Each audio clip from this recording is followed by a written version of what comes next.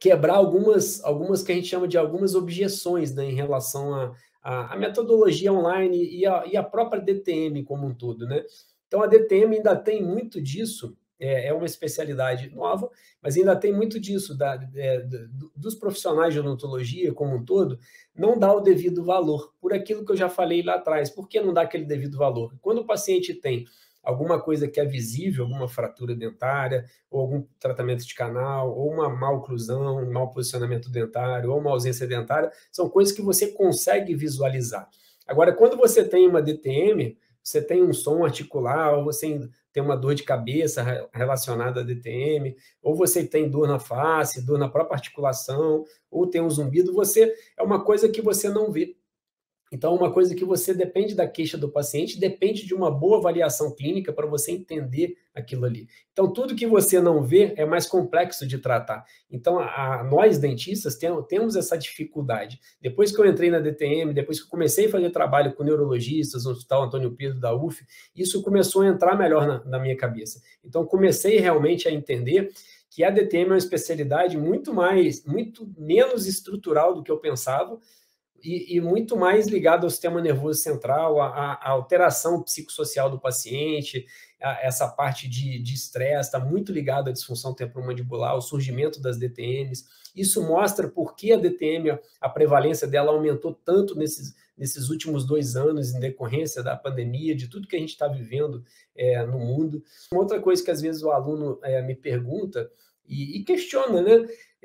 Mas a DTM não tem assim esse retorno financeiro quanto outras especialidades têm. Não tem porque você não faz. Se você pegar aí 5 pacientes de DTM no mês, você vai ver que a rentabilidade é assim bem interessante. Então, você precisa entender que existem pacientes, assim, a gente divide os pacientes como se fosse uma pirâmide. Então, nessa pirâmide, o topo da pirâmide são os pacientes que têm a DTM, sabem que tem a DTM, querem tratar e procuram a gente para tratar. O meio da pirâmide é aquele paciente que tem a sintomatologia, ele quer tratar, mas às vezes não consegue chegar no profissional ideal para o tratamento dele, ou seja, o profissional que domina o conhecimento, vai de profissional a profissional e acaba deixando para depois. E você tem a base da pirâmide, que é o maior número de pacientes que existe, que é o paciente que tem o problema e não sabe que tem. Então, muitas pessoas têm disfunção temporomandibular e não sabem que tem. Então, cabe ao profissional da área de saúde, ou seja, principalmente o cirurgião dentista, que é o que domina a articulação temporomandibular, músculos da mastigação, oclusão como um todo. A oclusão a gente não pode deixar de lado, porque acaba sendo o terceiro componente, né, da articulação temporomandibular. Você tem 2 articulações e o terceiro componente é a oclusão. Então, o dentista é o profissional que mais domina esse conteúdo como um todo. Então, cabe a nós, dentistas, mostrar para os pacientes que existe essa especialidade e que, às vezes, ele tem uma sintomatologia que ele não precisa procurar o otorrino, não precisa procurar o neuro. Quem trata, na verdade, é o dentista. Isso é até uma dúvida do paciente. Então, cabe a nós atingirmos essa base da pirâmide para conseguir trazer para a gente esses pacientes, tá?